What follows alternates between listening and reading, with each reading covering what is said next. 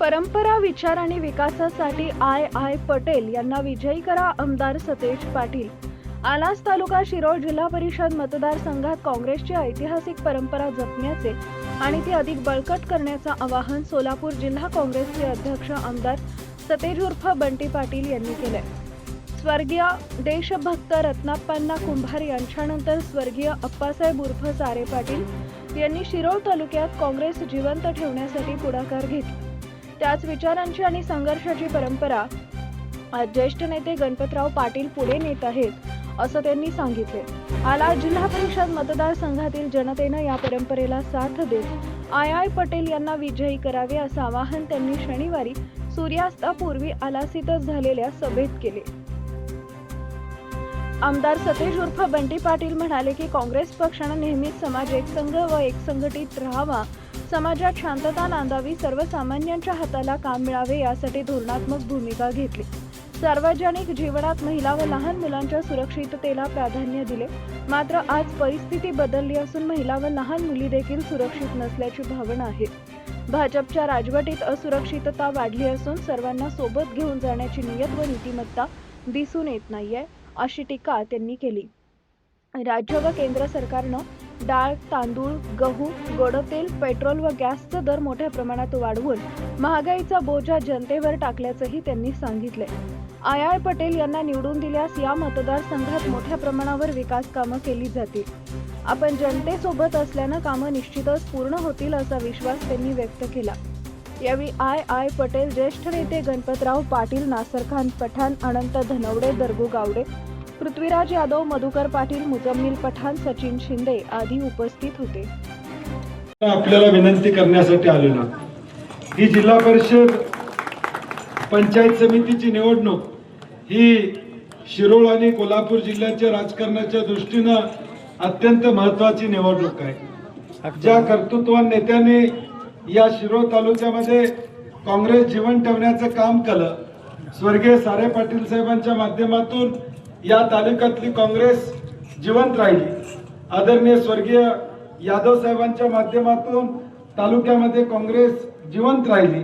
आज तो काँग्रेसचा वारसा पुढे घेऊन जाण्याचा प्रयत्न तुम्हा सर्वांना या ठिकाणी करायचा, कारण की गेल्या 50-60 वर्षामध्ये काँग्रेसच्या माध्यमातून खऱ्या अर्थानं विकासाचं चक्र, विकासाचं पर्व लोकांनी अनुभवलं।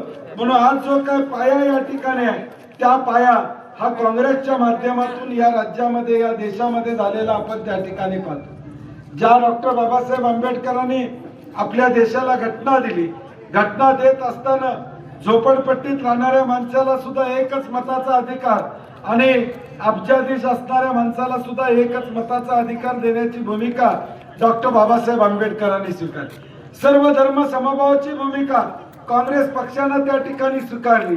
कन्याकुमारी टू काश्मीर हा देश एक आहे। या देशातली माणसं, सगळ्या जाती धर्माची माणसं एका पंखाखाली, एका छत्रीखाली एकत्रित आहेत।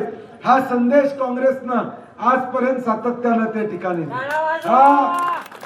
या समाजामध्ये जी समाजाची वीण आहे ती वीण या ठिकाणी कायमपणे ठेवण्याचं काम काँग्रेसच्या कार्यकर्त्यांना, काँग्रेसच्या ध्येय धोरणानं त्या ठिकाणी केलं। स्वर्गीय इंदिरा गांधींनी या देशासाठी बलिदान दिलं, स्वर्गीय राजीव गांधींनी या देशासाठी बलिदान त्या ठिकाणी दिलं। सोनिया गांधींच्या नेतृत्वाखाली आज राहुल गांधी या देशाचं नेतृत्व या ठिकाणी करतात। या देशामध्ये 2014ला मोदी लाट आली। लोकांना वाटलं की आता मोदी लाट आलेला आहे, लोकांनाही वाटलं प्रयोग करावा, प्रयोग केला। काँग्रेसला थोडं पाठीमागे राहायला लागलं, 2019ला पण पाठीमागे राहायला लागलं। परंतु त्यानंतर राहुल गांधी सारख्या नेतृत्वानं त्या ठिकाणी कन्याकुमारी टू काश्मीर अशी भारत जोडो यात्रा काढली। 4000 किलोमीटर हा नेता चालत या ठिकाणी आला। आज आम्ही दिवसभर प्रचार करतोय तर आम्ही थकल्यासारखं होतोय, परंतु हा नेता 4000 किलोमीटर कन्याकुमारी टू काश्मीर चालत गेला। तो काँग्रेस पक्षाचा झेंडा घेऊन चालत गेला नाही, तो काँग्रेस पक्षाचा हाताचा झेंडा घेऊन चालत गेला नाही।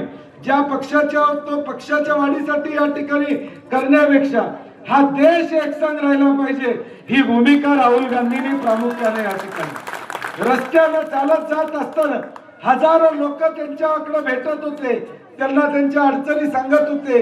आणि हा देश किती विविध जाती धर्मानं या ठिकाणी नटलेला आहे याची कल्पना त्या ठिकाणी मिळत होती. आणि हे सगळं मी का सांगतोय, कारण की भारत ज्यावेळी स्वतंत्र झाला त्यावेळी या देशामध्ये आपण सगळ्यांनी गुण्यागोविंदाने एकत्रित राहायचं ही भूमिका आपण स्वीकारली. परंतु 2014 नंतर काय झालं, 2019 मध्ये काय होतंय, 2024च्या निवडणुकीमध्ये कशा पद्धतीनं देशाचे पंतप्रधान बोलतात हे देशाच्या दृष्टीने वाईट आहे.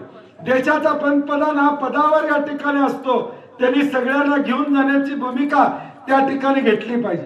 परंतु लोकसभेची भाषणं आम्ही काय ऐकली, नळ चोरीला जाईल, म्हस चोरीला जाईल, हे आमची भाषणं आम्ही ऐकायला त्या ठिकाणी मिळाली. आणि म्हणून देशातलं वातावरण बिघडवणं या ठिकाणी चांगलं राहण्यापेक्षा बिघडवण्याचा प्रयत्न झाला. आणि म्हणून आता या समाजामध्ये तुमची आमची जबाबदारी, आज या समाजामध्ये आपण अनेक वर्ष राहतो, दिवाळी आपण एकत्र करतो, दसरा आपण एकत्र करतो, ईद आपण साजरी करतो, आंबेडकर जयंती करतो, शिवजयंती करतो, शाहू जयंती करतो, अण्णाभाऊ साठेंची जयंती करतो, महात्मा फुलेंची जयंती करतो.